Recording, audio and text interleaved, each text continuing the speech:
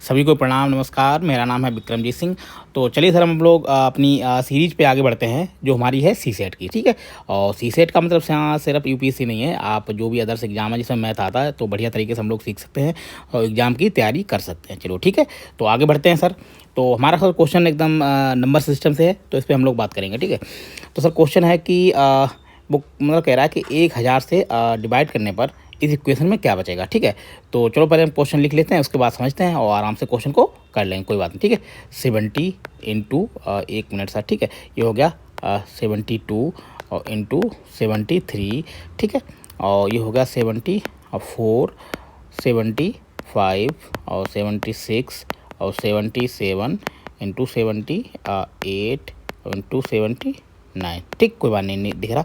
देखिए आपको पता होगा ये बोला गया, ये बोला है 100 का। ठीक है, इसका सर मतलब क्या होता है, इसका मतलब होता है 10 की पावर 3 भी लिख सकते हैं। ठीक है, आपको अगर पता हो तो सर देखिए हमको इस इक्वेशन में क्या करना है कि हमको जीरो ढूंढना है। ठीक है, बस अगर हमें जीरो मिल गए और जीरो कट गए तो हमारा आंसर आ जाएगा। ठीक है, तो आपको एक पता होना चाहिए कि जीरो हमसे कहाँ मिलता है। देखिए आपको 2 और 5 से हमेशा जीरो बनता है। अगर आपको पता हो, नहीं पता हो तो आप आज आप लोग जान लेंगे। ठीक है, तो सर अगर देखिए 0 और 2 और 5 का अगर हम गुणा करें तो कितना मिलता है, 10 मिलता है। यानी एक मतलब 2 और 5 से 1 2 5 से कितना मिलता है, 1 जीरो बनता है। ठीक है, तो बस हम इसको हम ढूंढ लेंगे, बात हमारी बन जाएगी। देखो एक तो हमारा पहले से यहाँ पे जीरो है। ठीक है, 70 में, तो इसे बाकी सारे इक्वेशन को आपको लिखने की जरूरत नहीं है, आप इतने में लिख में काम चला लेंगे। ठीक है, तो फिर ये है 72। ठीक है, 72 सर कितना लिख सकते हैं, इसको लिखते हैं 36 और इंटू 2। ठीक है, और इसको तोड़ सकते हैं, लेकिन कोई बात नहीं, अगली बार लिख लेते हैं।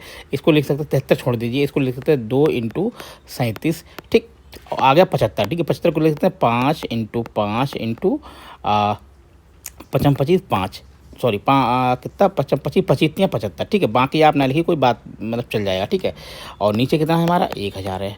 ठीक, बस हमको मिल गए, हमारा आंसर आ जाएगा। देखिए 170 तो ये हो गया बराबर इंटू ये हमारा कितना हो गया। अगर इसमें देखिए इस वाले करें तो कितना 5 दूनी 10। ठीक है, और इस वाले 2 को ले लीजिए और इस वाले एक और 5 को लीजिए, कितना हो जाएगा 10 और नीचे बचा है 1000 हमारा है। ठीक है, तो इसको सर काट दीजिए, यानी पूरा कुल मिला के हमारा जो रिमाइंडर आएगा वो कितना आएगा, जीरो आएगा। ठीक है, आंसर बात मेरे ख्याल से आ गया है और आपकी बात समझ में आ गई है। ठीक है, कुल मिला के आपको ये ढूंढना है कि आंसर में हमको जीरो का मतलब इक्वेशन में जीरो कैसे बनाए। कुल मिला के बात यह है कि जीरो बना के और जो भी नीचे हमारा जिससे डिवाइड पूछा गया उसको काट दें तो हमारा पूरा पूरा रिमाइंडर मिल जाएगा। ठीक है, और दूसरी बात है, आप चीज़ बिल्कुल ध्यान रखिए कि जीरो पता कैसे बनता है, 2 और 5 से। इस बात को एकदम रट लीजिए। ठीक है, अगर आपको पता है 2 जहाँ पे 2 होगा 5 होगा, बिना 5 के कभी भी जीरो नहीं बन सकता। ठीक, तो सर अगला क्वेश्चन भी हमारा किससे है, नंबर सिस्टम से। ठीक है, इसको देख लेते हैं, बहुत ही एकदम बढ़िया ये भी है, किससा है, रिमाइंडर थ्योरम से। और सर इस टाइप के क्वेश्चन ना भर भर के पूछे जाते हैं यूपीएससी में, और जितने भी सारे अदर एग्जाम्स होते हैं, चाहे वो पुलिस हो, रेलवे हो, पीसीएस हो, मतलब कोई भी आप एग्जाम देते हैं जिसमें कहीं ना कहीं मैथ अगर इन्वॉल्व है तो इस टाइप के क्वेश्चन आपको देखने को मिल जाएंगे। ठीक है, तो सर आगे बढ़ते हैं। तो ये पूछा गया है कि 3 की पावर 10 और नीचे कितना है 7।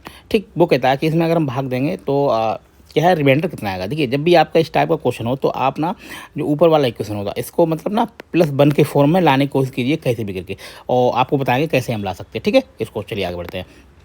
इसको हम सर लिखते हैं 3 और इंटू 3 की पावर 9 लिख सकते हैं, अगर आपको पता हो। ठीक, बिल्कुल लिख सकते हैं, क्योंकि घातें जब आधार बराबर हो ना तो घातें हमारी क्या है, जुड़ जाती हैं। ठीक, इसकी पावर भी कितनी होती है, एक होती है। ठीक है, अब आगे बढ़ते हैं। तो सर इसको खोल लीजिए, ये वाला, इसको हम लिख सकते हैं 3 और इंटू इसको लिख सकते हैं 3 का क्यूब और पावर कितनी हो जाएगी 3 और बटे 7। आगे बढ़ते हैं। ठीक है, और अगला क्वेश्चन हमारा क्या हो गया, इसको हम लिख सकते हैं कितना, इसको लिख सकते हैं 3 और इंटू इसको लिख सकते हैं 27 की पावर 3 और बटे 7। ठीक है, और आगे बढ़ते हैं सर, बिल्कुल हमारा आंसर आने वाला है, बिल्कुल आ जाएगा। ठीक है, अब देखिए सर इसको कितना, इसको हमने बोला कि आपको ना इसको 1 की फॉर्म में लिखना है, इस वाले फॉर्म को। ठीक है, 3 छोड़ दिए, इसको लिख सकते हैं हम 28 और -1 की पावर 3 और बटे 7। अब देखिए ये वाला जो इक्वेशन है, ठीक है, 7 चौक 28 पूरा पूरा कट जाएगा, ये हमारा -1 बचा रहेगा, ये होगा 3 और इंटू ये हो जाएगा। देखिए माइनस अगर जैसे 1 की पावर किसी भी पावर की अगर विषम है तो मतलब क्या है, हमारा चिन्ह वाला माइनस ही हो जाएगा। ठीक है, तो हो जाएगा -1 और नीचे आ जाएगा 7। अब ये -3 हो जाएगा। ठीक, -3 और अपॉन 7। आपको मालूम है कि रिमाइंडर कभी भी माइनस में नहीं रहता है, तो क्या करेंगे इसमें से हम ये चीज़ घटा देंगे तो हमारा रिमाइंडर मिल जाएगा। यानी 7 में से 3 का कितना बचा, 4। यानी हमारा जो आंसर होना चाहिए कितना होना चाहिए, 4 होना चाहिए। ठीक है, ये वाला आंसर कितना आएगा, ये वाला आएगा। मेरे ख्याल से आपकी बात बिल्कुल समझ में आ गई। और अगले चलिए अगला भी क्वेश्चन हमारा कैसे है, नंबर सिस्टम से। ठीक है, और हम लोग आगे बढ़ते हैं। एकदम बढ़िया तरीके से लगाएंगे, क्वेश्चन को बिल्कुल समझने की कोशिश करेंगे, क्वेश्चन इस टाइप को कैसे हल किया जाए। और ऐसे क्वेश्चन सर सब कोई नहीं बताता है, तो आप इस टिप को थोड़ा ध्यान रखिए और आराम से समझने की कोशिश करना, ठीक है। तो अगला क्वेश्चन पूछा गया कि एक्स वाई जेड 3 अंक की संख्या, ठीक है। और देखिए एक एक वर्ड का मतलब, जो मैं पहले बताता हूँ, एक एक वर्ड का अगर आपको मतलब है आंसर आप तभी निकाल पाएंगे। जहाँ एक्स वाई जेड भिन्न है, कुल मिला के जो एक्स वाई जेड के माने वो कैसे हैं, मतलब आप समान अंक नहीं ले सकते। जैसे मान लो 1 1 1 नहीं ले सकते, 2 2 2 नहीं ले सकते, 3 3 नहीं ले सकते, इस टाइप से नहीं ले सकते, ठीक है। 4 4 नहीं ले सकते। तो जो भी आपको 3 अंक लेना है वो भिन्न लेना, मतलब 1 2 3 4 5 6 8 इस टाइप से, ठीक है। और शून्योत्तर अंक, इसका मतलब होता है कि अंक आप शून्य भी नहीं ले सकते, ठीक है। अब आगे बढ़िए, 3 अंकीय संख्या, ठीक है, मतलब जो 2 अंक की संख्या है वो कौन कौन सी है, एक्स वाई जेड और वाई जे एक्स जेड के बीच का अंतर कितना 90। तो पूछा कि इसके मान कितने हो सकते हैं एक्स प्लस वाई के। तो हम एकदम समझ लेते हैं। वैसे तो क्वेश्चन बड़ा एकदम टेढ़ा पूछा है, लेकिन आप समझ जाएंगे क्वेश्चन इस टाइप के कैसे लगाए जाएंगे, ठीक है।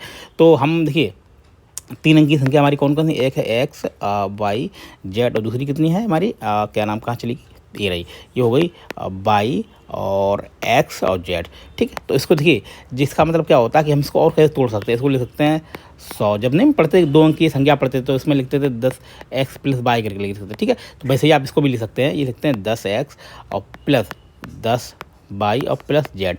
ऐसा हमने क्यों लिखा, देखिए यहाँ का पावर होता है जो इकाई का अंक, देखिए ये जेड किस पे है, जो इकाई के अंक पे है। और भाई जो वाई है कितना, ढाई, यानी ढाई हमारा कितना 2 अंक वाला हो गया। और जो है क्या है, इकाई ढाई, जो सैकड़े के स्थान पर, तो हमने कितना लिख दिया 100 लिख दिया, ठीक बात, इसलिए ऐसा लिखा गया। तो मेरे ख्याल से बात आपको बिल्कुल समझ में आ गई होगी। और दूसरी संख्या हमारी सर कौन सी है, दूसरी हमारी, इसको भी ऐसे ही लिख सकते हैं, जो हो जाएगा 100 बाई, ठीक 100 बाई, ठीक कोई बात नहीं, राइटिंग थोड़ी वैसी है, और प्लस 10 एक्स और प्लस जेड, ठीक इस टाइप से। अब वो कह रहा है कि इन दोनों संख्याओं का अंतर कितना है, वो कितना है 90 है। तो इसको एकदम घटा लीजिए, ठीक है। जब हम घटाएंगे तो कितना आएगा, देखिए जेड से जेड कट जाएगा, ठीक है। आपको मालूम है जब घटाएंगे तो ऐसे कट जाएगा। तो यहाँ पे क्या बचा, जब घटाएंगे तो ये हमारा 100 है, जो 10 है, ठीक है। तो कितना हो जाएगा, जो हो जाएगा 90 एक्स माइनस, जब यहाँ से घटाएंगे 100 बाई में से 10 बाई, तो कितना आएगा 90 और कितना आ गया बाई, बराबर हमारा कितना दिया गया 90 दिया गया, ठीक है। अब आप देख लीजिए इस आंसर को निकाल के आ जाएगा। इसको हम क्या लेंगे, कॉमन ले लेंगे, तो हमारा आएगा 90 और जो हो जाएगा एक्स माइनस बाई बराबर 90, ठीक है। अब ये वाला पूरा टर्म कट जाएगा, यानी हमारा आ गया एक्स और माइनस बाई बराबर 1। अब देखिए एक्स प्लस बाई के मान पूछेंगे, तो हम अगर यहाँ पे ये निकालना है कि एक्स और माइनस बाई कितने तरीक़ों से आ सकता है, तो वो हमारा आंसर हो जाएगा, जोड़ के निकाल सकते हैं, ठीक है। मेरे ख्याल से बात आपको बिल्कुल समझ में आ गई होगी। अब आगे बढ़ते हैं सर, इसको हम देखिए, इसको हमको 1 लाना, मतलब एक्स बाई के ऐसे कौन कौन से मान ला सकते हैं हम, ठीक है। और देखिए यहाँ पे हम लिख सकते हैं 9 और माइनस 8, यानी कितना आ जाएगा, एक आ जाएगा कि नहीं आ जाएगा, ठीक है। इसके ट्रिक यही होती है, आप थोड़ा बिल्कुल देख लीजिए और समझ लीजिए, ठीक है। और अब एक एक करके बढ़ाते जाइए, ठीक है। यहाँ पे एक एक कम करते जाइए, यहाँ पे एक एक बढ़ाते जाइए। तो अब इसे कितने लिख सकते हैं, इसे लिखते हैं 8 और माइनस 7, फिर भी हमारा आएगा, ठीक है। हम मतलब यहाँ पे सिर्फ हम देख लें कि ये पूछे कितने मान हो सकते हैं, ठीक है, क्योंकि संभाव्य मान पूछेंगे, मतलब एक्स माइनस बाई का मान नहीं पूछा गया। तो हम अपने देख लेंगे कितने हमारे एक्स वाई के मान हम रख के ला सकते हैं, ठीक है। तो यहाँ क्या लिख सकते हैं 7 और 6, फिर बना सकता है, ठीक है। अब यहाँ लिखते हैं 6 और माइनस कितना आ जाएगा 5, फिर भी बना जाएगा, ठीक है। ऐसे आप लिखते हैं जब तक कि आखिरी में पहुँच जाए। इसे लिखते हैं 5 और माइनस 4, ठीक, फिर बना जाएगा। यहाँ लिखते हैं 4 और माइनस 3, फिर बना जाएगा, ठीक है। ऐसे आप लिखते आइए। फिर यहाँ लिख सकते हैं 3 और माइनस 2, फिर आ जाएगा 1, फिर हो जाएगा 2 और माइनस 1 बराबर, फिर बना जाएगा। अब देखिए यहाँ पर जब हम लिखेंगे 1, 0 आप नहीं लिख सकते, क्योंकि बोला ऊपर क्वेश्चन बोला क्या कि शून्योत्तर है, मतलब शून्य नहीं होना चाहिए, ठीक है। तो ये वाला हमारा आंसर नहीं हो सकता। तो अब देख लीजिए कितना हो जाएगा, 1 2 3 4 5 6 7 8, यानी कुल मिला के एक्स वाई के मान कितने हम निकाल सकते हैं, 8 तरीके से निकाल सकते हैं, ठीक है। जैसे वो अब पूछा कि एक्स वाई के मान पूछे, तो इनको आप जोड़ के ऐसे निकाल सकते हैं। ये कितना होगा 9 और प्लस 8 कितना होता है 17, ठीक है। तो ऐसे ही आप जोड़ते आइए, तो पूरे कितने मान आएंगे, कुल मिला के एक्स वाई के कितने मान होंगे, 8 मान होंगे, ठीक है। तो हमारा आंसर क्या होना चाहिए सर, ये वाला होना चाहिए, ठीक, मेरे ख्याल से आपके बात। तो सर अगला क्वेश्चन हमारा भी किससे है, नंबर सिस्टम से, ठीक है। इसको भी हम लोग देखते हैं बढ़िया तरीके से।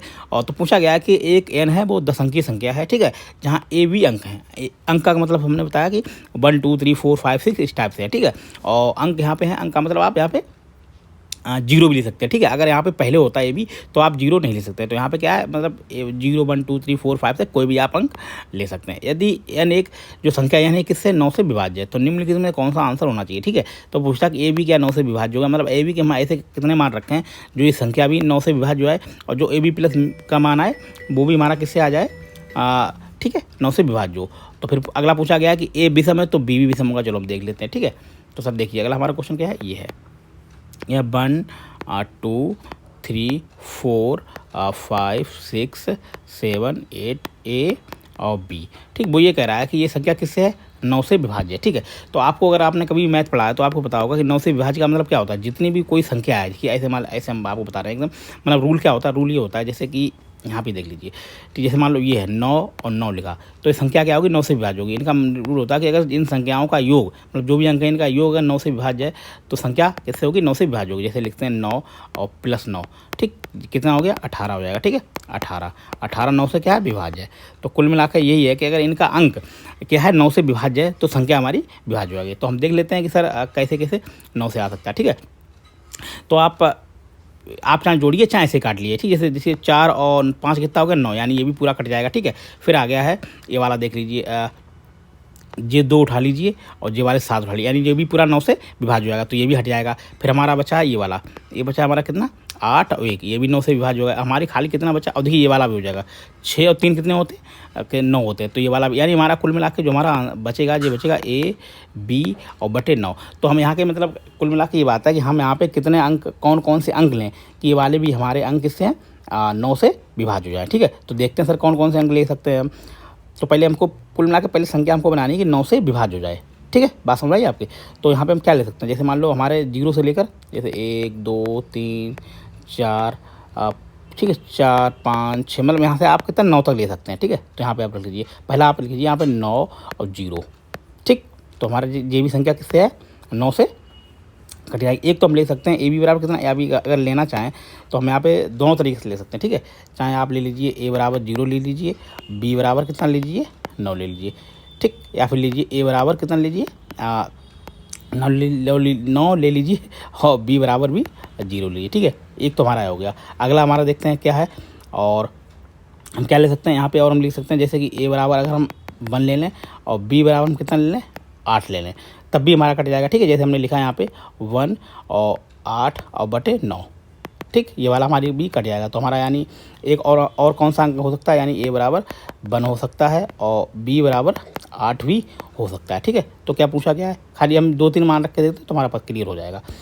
ठीक है, ए बी किस 9 से विभाज्य। देखिए, तो कुल मिला के है कि जब भी हम इनके मान लेंगे तो कहीं ना कहीं ये चीज़ पहले वाला सेटिस्फाइड हो जाएगा। ठीक है, और हम क्या ले सकते हैं, जैसे मान लो हम ले लें, एक मिनट, और क्या पूछा गया सर, ए बी। ठीक है, तो हमको कुल मिला के हमको अंक कैसे लेना है कि मतलब ए बी से विभाज्य होती है, एक एक नहीं ले सकते हैं, इसलिए लेते हैं कि उसने बोला कि पूरी संख्या हमारी किससे, 9 से विभाज्य है। तो कुल मिला के पहला तो सेटिस्फाइड हो रहा है कि हम ए बी के मान जब भी लेंगे, जैसे ए और प्लस बी, वो क्या है, 9 से विभाज्य होंगे। ठीक है, तभी संख्या 9 से विभाज्य होगी। तो यानी पहला वाला तो हमारा बिल्कुल सेटिस्फाइड है। ठीक है, ये वाला क्या चला गया, ये वाला हमारा बिल्कुल सही है। अब वो पूछता है कि अगर ए विषम है तो बी भी विषम होगा। तो सर ये कोई ज़रूरी बात नहीं। जैसे मान लो अभी आपने ऊपर देखा था कि हमने ए बराबर कितना लिया था, 0 लिया, या फिर ठीक है, और बी बराबर हमने 9 लिया। तो ये कोई ज़रूरी नहीं कि हम जब ए बराबर मतलब क्या लें, विषम लें तो ये विषम होगा। ठीक है, और चाहे जैसे मान लो ए बराबर हम कितना ले सकते हैं, 8 भी ले सकते हैं, और बी बराबर हम कितना 1 भी ले सकते हैं। तो ये ज़रूरी नहीं कि अगर ये वाला विषम है तो ये वाला भी विषम होगा। ठीक है, तो चाहे आप ए बराबर 9 ले लीजिए और बी बराबर कितना 0 ले लीजिए, तो ज़रूरी नहीं कि अगर ए विषम होगा तो बी भी विषम होगा। तो कुल मिलाकर हमारा जो आंसर आया है, तो इसमें खाली आंसर हमारा ये वाला होना चाहिए। ठीक है, और तो ठीक है, बाकी मेरे आप बात समझ होंगे। और आपको कुछ विभाज्यता के नियम और बता दें तो आपको और मज़ा आने वाला। जैसे कि मान लो जैसे 3 से मतलब कोई 3 से संख्या अगर विभाज्य है तो संख्याओं का जो योग होगा, मतलब कोई भी संख्या लगा उसके अगर पूरे जो अंक होंगे उनका योग अगर 3 से विभाज्य है तो वो संख्या 3 से विभाज्य होगी। ठीक है, और ऐसे ही 9 का है, अगर उस संख्या के सारे अंक 9 से विभाज्य हैं तो वो संख्या 9 से विभाज्य हो जाएगी। ठीक है, और आगे देखिए 2 का नियम क्या होता है कि अगर संख्या का आखिरी अंक 2 से विभाज्य है तो वो 2 से विभाज्य होगी। 4 का नियम सर क्या होता है, अगर संख्या के 2 अंक, मान लो 24 लिखा है, अगर आखिरी के 2 अंक अगर 4 से विभाज्य हो रहे हैं तो वो संख्या पूरी 4 से विभाज्य होगी। 8 का सर क्या नियम होता है, अगर संख्या के किसी के भी आखिरी के अगर 3 अंक, ठीक है, जैसे मान लो लिखा हमने कोई भी मान लीजिए आखिरी के 3 अंक अगर 8 से विभाज्य है तो संख्या 8 से विभाज्य होगी। 16 का नियम क्या होता है कि आखिरी के अगर 4 अंक, ठीक है, 16 से विभाज्य है तो वो संख्या 16 से विभाज्य होगी। ठीक है, बात समझ मेरे ख्याल से आपके आ गई होगी। ठीक, और अगले क्वेश्चन पे, तो सर अगला क्वेश्चन हमारा कैसे है, ये वाला हमारा है प्रायिकता से। ठीक है, प्रायिकता अगर आपने पहले पढ़े रखी है तभी ये क्वेश्चन समझ में आएगा, नहीं तो सर क्वेश्चन बहुत ही मतलब इस टाइप से क्वेश्चन समझ में नहीं आते। ठीक है, तो जब भी हम लोग ट्राई करते हैं थोड़ा समझाने की कोशिश करते हैं। ठीक है, तो आपने देखा होगा कि जो प्रायिकता होता है उसका मतलब होता है कि ऊपर होता है कि कुल, ठीक, कुल आने के कितने कुल आने के कितने, एक मिनट सर ऐसे लिख देता हूँ नीचे तो आपको जहाँ समझ में आएगा, ठीक है। हाँ सॉरी, ऐसा होता है कि प्रायिकता, ठीक, ये होता है कि कुल मतलब कुल कितने इवेंट्स आ सकते हैं, मतलब इवेंट्स का मतलब होता है कुल कितनी घटनाएं होती हैं, ठीक है, मतलब कितने इवेंट्स हो सकते हैं, ठीक है। और नीचे होता है कुल इवेंट्स, ठीक, ये होता है उसका फॉर्मूला। मतलब कुल मिला के ये है कि जो भी क्वेश्चन पूछा गया वो ऊपर रखेंगे और बाकी टोटल कितने बन सकते थे, ठीक। एक तो होता है उसकी कंडीशन होती है, बाकी है कि टोटल कितने बन सकते हैं, तो इसी से हम लोग निकाल लेते हैं, ठीक है। तो हमारा क्वेश्चन पूछा गया है कि 1 से 10 तक के बीच 3 भिन्न धन पूर्णांक, ठीक है, धन पूर्णांक संख्याएं चुनी जानी है और क्या वो क्रमागत होनी चाहिए, ठीक है। तो प्रायिकता कितनी होगी, कितना है कि 10 में से हमको कितनी चुननी है, 3 चुननी है। और कौन कौन सी चुननी है एक बात ध्यान रखिए बिल्कुल ही, कौन सी चुननी है हमको एकदम भिन्न, मतलब एक नहीं चुन सकते, मतलब 1 2 3 फिर 2 3 4, ठीक है, फिर 4 5 6 इस टाइप से आप चुन सकते हैं, ठीक है। तो हम लोग आगे बढ़ते हैं सर, क्वेश्चन लगाते हैं। तो सर हमारा क्वेश्चन एकदम आया है, कोई बड़ी बात नहीं। कुल मिला के हमारी संख्या कितनी, जैसे ऐसे लिखते हैं 1 2 3, वो कहता है कि जैसे मतलब 10 तक हम लिखेंगे संख्या 1 2 3 4 5 6 7 8 9 10, वो कहता है ऐसे चुनो 1 2 3 फिर 2 3 4, ठीक है, 3 4 5 इस टाइप से, मतलब क्रमागत होनी चाहिए, मतलब एक की बात देखिए, नहीं कि आप कहीं से 2 उठा लो फिर 6 उठा लो फिर 8, ऐसे नहीं उठाना है, ठीक है। तो ऐसे हम कितनी बार लिख सकते हैं, 1 2 3 फिर लिख सकते हैं 2 3 4, ठीक, फिर लिख सकते हैं 3 4 5, ठीक, ऐसे आप लिखते आइए कितना है, फिर आ जाएगा 4 5 6, फिर हो जाएगा 5 6 7, फिर आ जाएगा हमारा 6 7 8, फिर आ जाएगा हमारा कितना 7 8 9, फिर आ जाएगा हमारा कितना 8 9 कितना 10, कितने हो गए 1 2 3 4 5 6 7 8, यानी कुल मिला के हम कितने तरीके से चुन सकते हैं संख्याएं, 8 तरीके से ऐसे क्रमागत चुन सकते हैं, ठीक है। अब वो चुनने के लिए क्या बता रहा है आपको मालूम है, अगर आपने कभी भी कॉम्बिनेशन पढ़ा होगा तो बता रहा है कि 10 में से हमको कितनी चुननी है, 3 चुननी है, ठीक है। तो इसका सर फार्मूला क्या होता है 10C3, ठीक, ये चुनने का फार्मूला होता है, ये आपको जरूर प्रायिकता थोड़ा पढ़िए तो समझ में आएगा, ठीक है। और इसको सर खोलते कैसे हैं, इसका ऐसे खोलते हैं, जैसे का फार्मूला होता है n फैक्टोरियल बटे होता है यही, ठीक है, ये वाला n, ठीक, इसको बोलते हैं जैसे NCR बोलते हैं, ठीक है, NCR, इसको कैसे खोलते हैं सर बता देते हैं, जो होगा n फैक्टोरियल फिर होगा फैक्टोरियल r और ये हो जाएगा n और माइनस r फैक्टोरियल, ठीक, ये उसका फार्मूला होता है। अब सर आगे बढ़ते हैं, तो खोल लेते हैं हम लोग, कितना हो जाएगा 10 और इंटू 8, ठीक है। इसको फैक्टोरियल में कैसे खोलते हैं आपको मालूम होगा, फैक्टोरियल में जैसे मान लो फैक्टोरियल लिखा फैक्टोरियल 2 लिखा तो इसको कैसे लिखते हैं 2 इंटू 1 करके खोलते जाते हैं, मतलब आखिरी तक हम लोग क्वेश्चन पूरा खोल देंगे और हमारा आंसर मिल जाएगा, ठीक है। तो इसको लिख सकते हैं कितना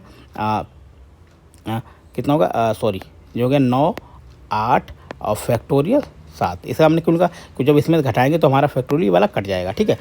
तो ये हो गया फैक्टोरियल 3 और इंटू ये हो जाएगा जब 10 में से घटाएंगे तो होगा फैक्टोरियल 7, ठीक, ये वाला फैक्टोरियल इससे कट जाएगा तो हम इससे काट लेते हैं। इसको हम कैसे खोलेंगे 10 और इंटू 9 इंटू 8 और बटे 3 इंटू 2, अब काट लिए 3 त्रिका 9 और 3 2 दूनी 2 चक्कू 8, ठीक है। तो कितना हो जाएगा 3 चक्कू 12 यानी 120 हो गया, ठीक है। तो हमारी प्रायिकता कितनी हो जाएगी, कुल मिला के ये है कि हमारे बुक जो अगर हम क्रमागत चुने तो कितना आएगा 8 आएगा, जो हमारे इवेंट्स होंगे, और कुल इवेंट्स कितने हो सकते हैं 120, आप काट लीजिए 15 8 120 होते हैं तो 1/15 हमारा आंसर आ जाएगा, ठीक है।